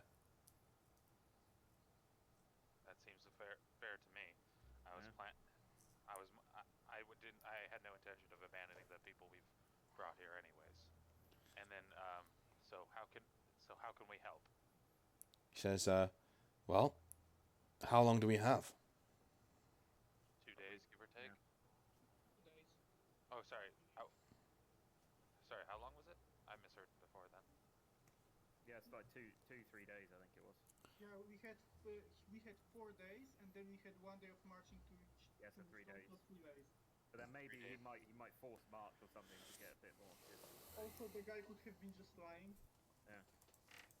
So he nods and says, right, I'll endeavour to have us done in one. We need to fortify the town. Frank, and he brings some, the guy over from the wall. He says, give these people arms and armour, food, water, anything they need. Get them washed, get them dressed, anything that they want. We need everybody sharp and ready to fight. And Should we maybe evacuate the civilians, considering anyone who's not trained can turn to his side if they're not competent enough, let's say? Yeah, we should send civilians. sending that many civilians over the pass, my friend, is suicide. They will not make it. They don't have that much In that food. case, we should at least tie them up, so if they do turn into undead, Or they at are least secure them stationary. I'd say secure them somewhere safe. We do have a Oh, chantry we- building. The safer they are, the less likely we are to be attacked from within. Yeah. And if there are any casualties during the fight, Throw 'em either outside we the need wall. to send them off the walls or, hit them with distilled water the moment they start to turn. He nods and says, this chantry building will do. Frank, also, anybody still in their homes, get them here, please. Oh, also, we didn't check that, but virgins might work against the undead. But we didn't have a chance to check it, that's a theory. He also says leave them in their homes tonight. Tomorrow morning, they're here. Bring as much food and supplies as you can. They're going in the basement and they're going in my rooms here. All of them. And Frank nods and walks out. If you can find any sort of silvered weapons, it might mean the difference should his vampire companion arrive. You'll need any edge you can get. Yeah. He nods and says, I'll try and do that. I'll try and source this. Make yourself as useful as you can. If you can get back here tomorrow morning at dawn, we can go over our plans then. I will send my fastest rider over the pass with as much food as he can carry to make sure that this message gets to the Dominion, but, well, I'm not sure he'll come. Or, I can tell you now the Blackcoats will not arrive.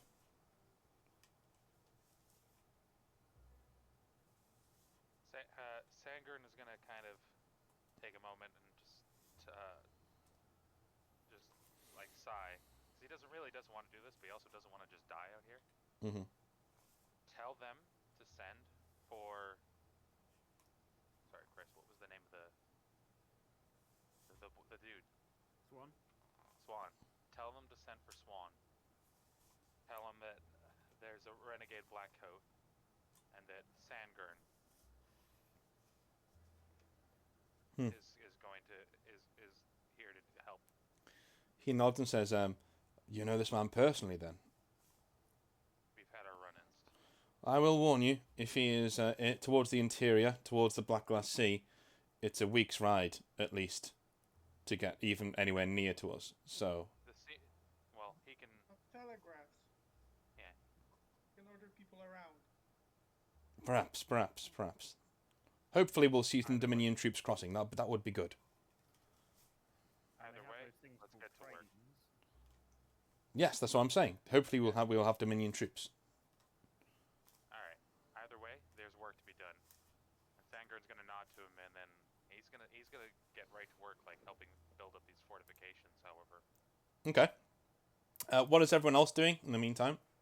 I'm going to be checking to sit any of the sick in the.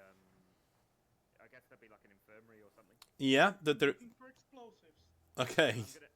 I guess I'm going to also test the temperature of the water in the temporary. So the temperature is not boiling, but certainly warm, and in certain places it's even hot, like quite hot. Is it possible? Bathable. Is that oh, it's bathable, but Yeah. Not scalding. not like from a source that's much hotter. It is deep in the mountain, yes. Yes, it like when you go into the mountains, it will get a lot hotter. Oh, okay. Yeah, Oh, I see. So literally. it's hot water that runs from the mountains. Gotcha. Gotcha. Fair enough. I guess I'll go tend to some of the sick. I guess among the party that we from Tombstone first. Prioritize them lot first. Okay. Check that they're still. So they're eating quite ravenously and drinking quite ravenously. They've been given refugee quarters in the main market, so they've been given like awnings, things that to lie under, like pallets and stuff, and they're eating. Dennis, you can see, is walking around and talking to several troops, trying to find out where the explosives are. So Dennis, what are you asking for in specifics? Well, I want explosives, any kind, dynamite, black powder, like if we have it. Yeah, so Frank will be with you, and he says, well, I have some. I think we use them to clear the passes sometimes when the snows get too bad. He says, come with me, and he leads you up to the storerooms at the back, one of which is heavily padlocked, and opens it, and you can see inside. There are bags and bags and bags of sand surrounding this room. It's actually on the inside. And even on the rafters, you can see sand, and some of it is like pouring down a little bit because it's like creaking a little. He says, "Oh, just in case any of it gets loose, we just bury it in sand, stop all the fire." But he says, "Come here." He says, "We have about 19 barrels of black powder. We have igniting agents. We have What do you need?" First, I need something that explodes quickly. So black powder maybe that would be okay. I'm gonna make some grenades. If you have any silver cutlery, that would be good because there's no point wasting good silver weapons on it. He goes, "Bobby, Shrapnel. Bobby, go get Jane. We need all the glasses out the tavern, all of the containers at the tavern right now." And he runs off to do it. Okay. The other thing is, last battle it was very effective. I managed to hide some explosive among the carts of the attacking army. It might be a risky strategy, but hiding barrels of explosive underground in front of the city gate, like a few meters out, might be a smart decision. Then we can ignite them using sniper rounds. He nods and says, normally when we're clearing passes, we just put a line of black powder just underneath the soil. And it burns really quickly. I'm going to lead that to a bunch of dynamite, and that blows it up from a safe distance. Yeah, that could work great as well, but in that case you need to bury it under your wall. Is that even possible? No, you could have some poor pleb. I was actually thinking of running it from the gatehouse out to where the army is going to be, and then letting it go off. The undead basically attack like a hoard. At least that's what they did last time, so it should be relatively predictable. Yeah. There might still be a few shooters though, so you can't just rely on that. Yeah. But don't bury it too deep in case something goes wrong, so a few snipers maybe can still ignite it. Of course. Or a grenade. That should work. I'm also going to give a description of Clinto Mal, because I assume that he's got a really bloody gnarly headshot. Yeah, he will. He will be having a rather bad injury to his face, isn't there? Yeah. Yes. So he says, we know the man, but we don't know if he's had any injury yet. We've not seen him for a while. Well, let's just say he took one hell of a shot to the face, and somehow is still kicking. You're one to talk.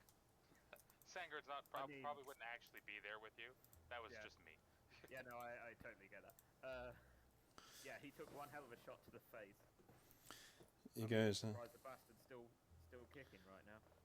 He just nods and says, "Well, I'll go get those preparations on, sir." He nods to Dennis. Says, "Thank you for all your help. You've You fought them before, you know. We couldn't do this without you. I'm going to ask, has he got any binoculars? Yeah, Or telescope? he Like hand telescope? Or he has binoculars and you know, what do we say? Telescopes. I'm gonna hand it to Rake and say, you seem to know how to do this, so I think you might be the better one to use these. He's not there. He's at the wall right now. Okay, I'll keep them and hand them to Rake later. Okay. Because I want him to spot for me. Oh, okay. He seemed to be a good sniper spotter, so I'll get a pair of binoculars so I can. Yeah. So when you actually find him, he's standing on the walls with 1 foot up on the wall, and he's looking into the distance with his cloak flowing behind him, like he's looking into the distance in a very mysterious way. Super dramatic. Yeah. I'm gonna hand him these and say you might want these. That might help. And I'll hand him the pair of. Is it binoculars or a telescope? Yeah, whichever one you want to give him. I'll give him the hand telescope. You know, one of those the small ones. So so this one actually has a handle on it, like a woman who's at the horse racing. So he's like, Yeah. all right, Mrs. always wanted one of these. That's the best we could find at short notice. You like put some. Got many. The scene of this masculine rat man holding up a very posh pair of glasses via the handle toward his eyes and looking out over the thing is almost too much for you to stomach. Yeah, he's looking out and sees I can already see a few scouts, but that's not the main war party. How many are they looking pretty well armed or just like a bunch of? Well, rifles, revolvers, dynamite. Do we want to scare them off? No, they're about a mile away. No need. They'll be long gone before we get off way too close to them. Better keep an eye out at night though. Yeah, I'll stay up here. Don't worry. They're probably going to if they're scouting that close. I bet somebody's going to try something tonight. He nods and goes, wouldn't surprise me. Yeah. Well, you and me both might be light sleepers tonight. He looks at you and says, well, maybe me. Yeah. I'm just going to chuckle. Considering he now knows you're undead, he's just like, Yeah. well, yeah. So, Sangan, what are you up to right now? You know, he's probably like they're fairly well organized, right? Mhm. It's not like when he was in Tombstone he had to actually like go around and organize people. So he's probably gone to someone who's in charge and who's giving out orders. It's like, all right, where can I be of most help? He just wants to get this town as ready as possible, and just physical labor kind of helps him clear his head. Okay. So, Bob kind of looks you up and down. This is the man from before who was preparing. They gave us weapons, right? Yeah. Not that you need any, but like, yeah, you've got your desert revolt, your desert eagle, don't you? I didn't have any melee. I imagine Sangren lost his axe. He's given off the chain, so literally. Oh yeah, you got the desert eagle. And that's it. So what are you? So he says, what are you looking for? I mean, I can sort of guess. He looks you up and down, and is like, yeah, I can. Something big and bladed, preferably. Alrighty. He goes over to the blacksmith,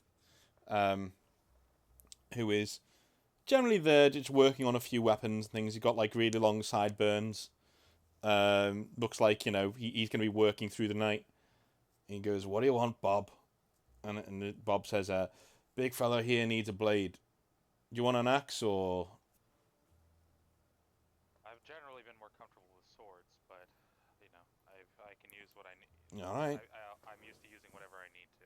So he gives you what looks like a car bumper that's been shaved down and added, obviously been broken down, shaved down and added to. It looks like a very large naginata with this car bumper at the end of it that's really, really, really sharp. And he goes, "For God's sake, be careful with that. but it's yours if you want it. If it has a good heft to it, Sangren would be appreciative. Okay, so we're going with He will also ask if there's any chance he has any kind of a silvered weapon, since there may be a vampire coming along with. He just shakes his head and says, "Not as far as I'm aware. I don't think we've got anything of that nature." If you do have a moment, if you could even just take some clean silverware and even cast just a rough dagger. It doesn't need to be anything too fancy, but something I can fight with. He just nods and says, "Listen, you give me till tomorrow. I'll see what I can figure out.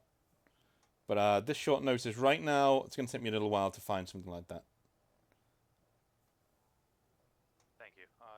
I'll see you in the morning And before I head to the mayor's. In terms of where you'll be your most useful, if you see people carrying shit that's heavy, pick it up. Tomorrow we're going to be deciding where people go, but I'm guessing you're going to be probably in the main square defending the place or on the wall. I'll probably, I'll go wherever I'm needed, but I'll probably start on the wall, and then he'll nod and then head off and just start. He'll have strap the blade to his back and he's just off carrying shit for people and helping. When you look at this thing, it looks like it's actually got a slot near the blade for something to slot in, and it looks like it's gun shaped, like a gun can go there, sort of a thing.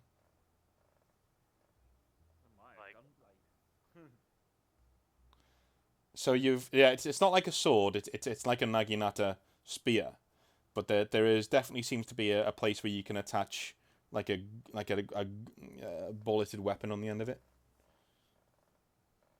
Yeah, but probably not like mine, but Yeah, it'll be a specifically made weapon.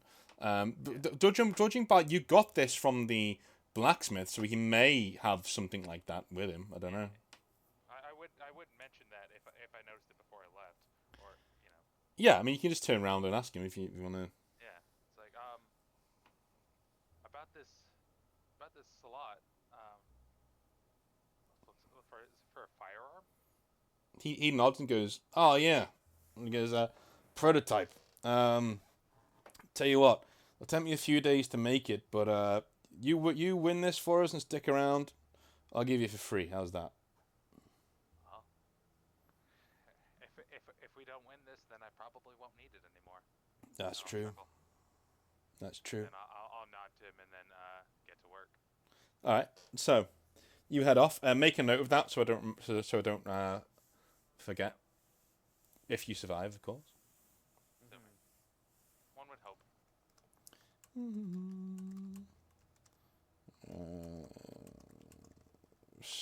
There we go. So, is there anything else people would like to do before you retire for the evening? I was going to make... I guess I'll be calibrating... I'll just be tinkering with ammunition, I guess. Yeah. Trying to issue out people with various incendiaries. Yeah. Like just dishing out like one or two per trooper sort of thing. Yeah. So you're making sure people know what they get and when. Dennis, are you making any sort of preparations with the stuff outside yet, or are you? In the evening, but Dennis would probably go to sleep early, so he could wake up as early as possible. Something like, I don't know, going to sleep at 8 p.m. so he can wake up at 3 a.m. And just write out possibly where the scouts were previously seen. And just write out where he'd expect the army to come from. Okay. Because, well, if he sees them, or at least senses their like blood presence or whatever like that, they will know some more tactical information. So while it seems silly that the blind guy would be the scout, he does have the like extra senses of like better hearing, better smell, blood sensing, shit like that. So he will actually precisely know how many people are there. Okay, so Yeah. So if you're outside of the walls at this point, you're just walking around and having a little sense around, right? I mean, he would be pretty far out. Like, I mean, where the scouts were seen, so over a mile, probably even a bit further. Yeah, that's what I meant. So you're outside the walls. Like a mile in the driftwood is a little bit. Like it's like, um, so I'm gonna let you do a vampiric roll. Would you like to stoke the blood here to make sure that you're really pushing it, or you just gonna, you know, have a little. I think I can try stoking the blood. That was mind plus. That wound sensing devil was blood, mine. right? I thought wound sensing was mine. They're basically the same The, thing. Vampires can choose to stoke the blood to build up their infernal powers. At a past mind check, 2 successes needed. The vampire may add 3 dice to their next check, whether in or out of combat. But sometimes I say to stoke the blood to make sure I know what kind of a thing you'll go. You know, how much it's reacting to you within your body. So go ahead and do your mind check. Okay. And Devil blood 2, so 66, right? yep, sweet. So that goes off. E- Yep, Yeah. 3 successes. Successes. 2 successes, yeah. So that goes off. So you can now use your wound sensing to sense the general vicinity of living things, if you want to do that. That was mine, and that was also my savant bonus. Yes. So mind check, 3 successes needed. To target an enemy is a free action in combat. If this foe has suffered damage in the fight, blah blah blah blah. So, but just mind check, 3 successes needed, essentially. But it's gonna. The more successes you get, the more people you'll be able to pinpoint how many there are, basically. Okay, so roll 96. Um, Only 2. Only 2. Okay, so you do get the 2 successes. Or did you need 3? Let me just have a little look. See. You needed 3. So, still not a bad roll considering. But you do have time. This is what I don't like about games sometimes when people say, "Oh, that's it." No, you can stay up there for another couple of hours if you want to try and get it right. If you want to sit down and really meditate and push the blood to see. And because you are so hemmed up on blood, I'm going to make a 4 for your next roll a success. So go ahead and roll again. But we are getting nearer to, like, you know, dawn now. Like we're way into dawn. Given that I would probably stay awake and be sat on post. So 1, 2, 3, 4 successes. You can see him out there, and Rake does turn to you and say, "Bit of an odd fellow, isn't he?" Oh, Dennis, yeah. Yeah, he's a strange one. But he's alright. He's mostly harmless. He goes, "You sure about that?" Why? He just shrugged and goes, "Just got a sense." You know, I can always put a bullet in his back, and that'll down him and we can be done with this. He looks at you very pointedly, knowing that he is a ratter, and says, "I'll keep that in mind." As we go to Dennis. So Dennis, there is 1, 2, 3, 4 successes. Lovely. So you get the sense that there are around 200, 250, 250 living things out there. Whether those are gatekeepers or what, you don't know. But they seem to be congealed in around about the same place. You are also getting a massive malaise of sickly energy from that area, which basically means that you're sensing undead. And the undead is several times larger than that number. And they're around... You know, it's too vague for you to pinpoint, because they're not living things. Okay, do I sense vampire? You definitely do sense vampire lady, yes. Okay, this time she's around. Are you going to try to seduce the vampire lady? No, I'm not playing bard. Anyone can be a bard if they Yeah. just believe in themselves. And just start singing. I mean, last time when the guy was pissed off, it did result in our favor, so I might draw some sort of... Like, if it seems like you'll be coming where I am, I'm probably gonna draw some obscene drawing on the ground of me fucking his wife, and hope it pisses him off, and then go back.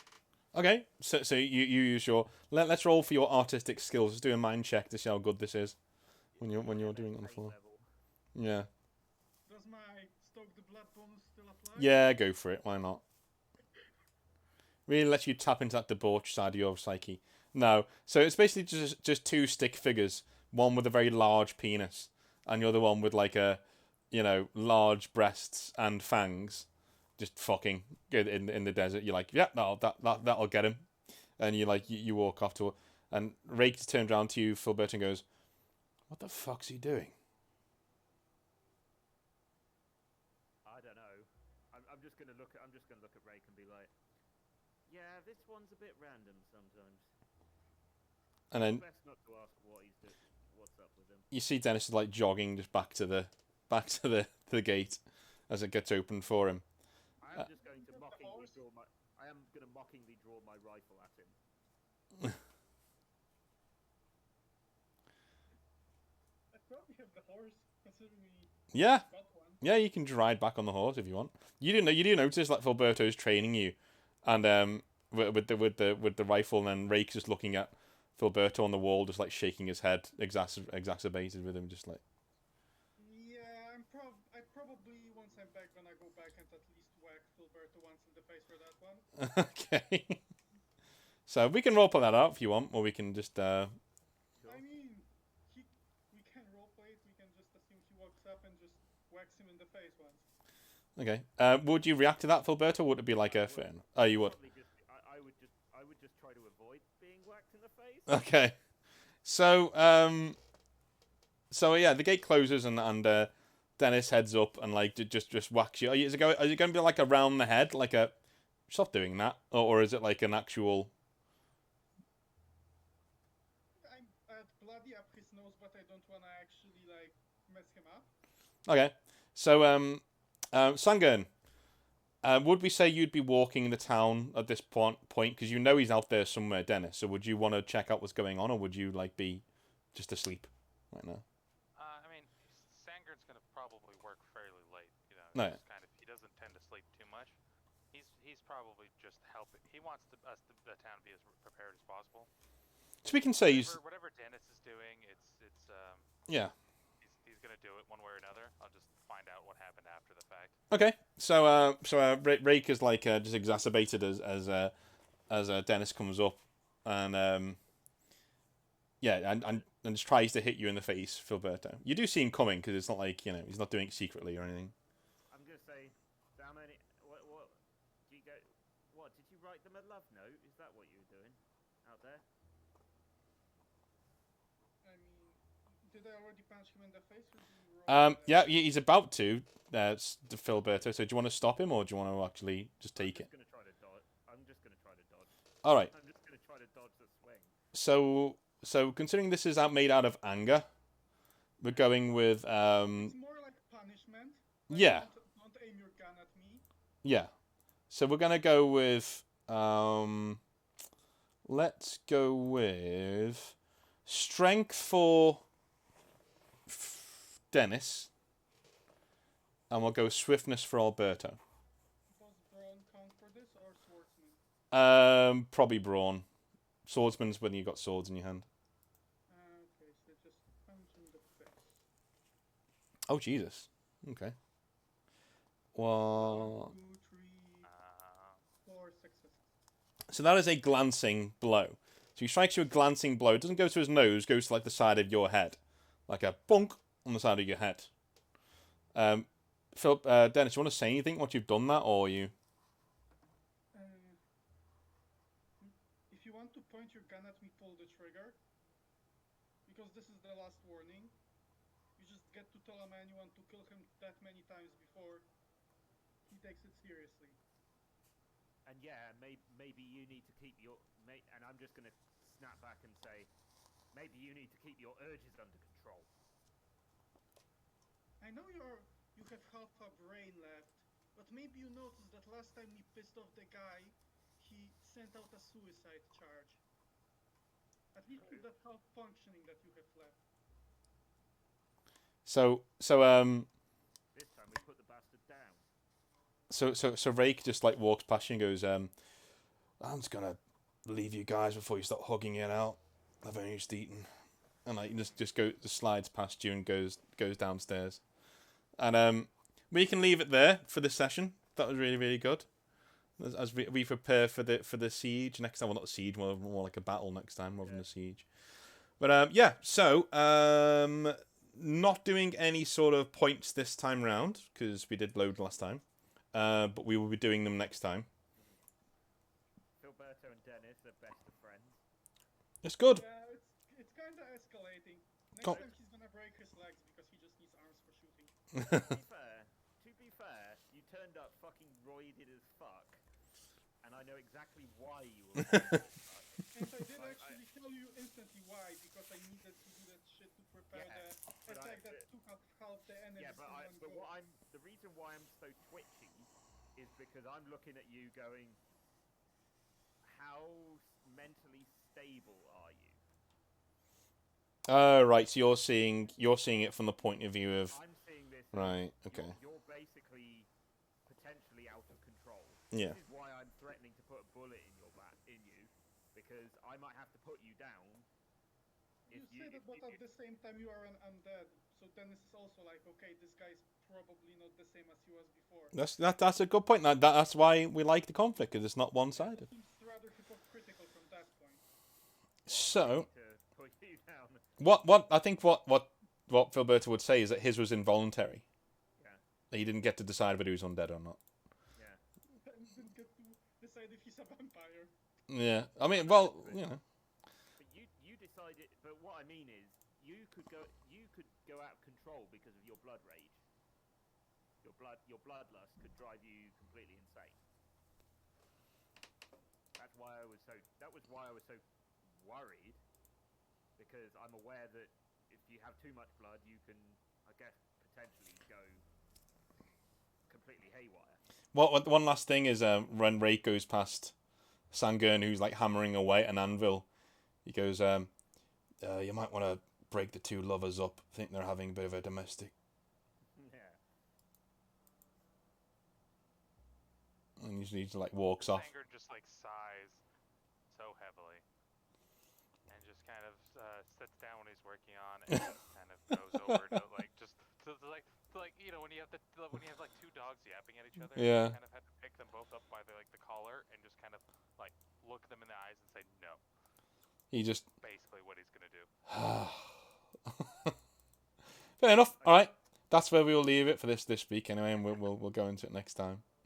Being the father of the party. Yeah. So, yeah, no points this time, but we will go into it next time. I will let you go, so you can all have a bit of a chill out. But really, really, really good, and I'll speak to you probably towards the weekend, or Right, maybe. ladies. See you guys later. Good. Bye. So, that is the end of Blackcoats session 4. So next time we'll be doing session 5, and it'll be the Battle of Singsong. So, it'll be very interesting to see who survives and what they get out of it. But until then, speak next time. Have a good one.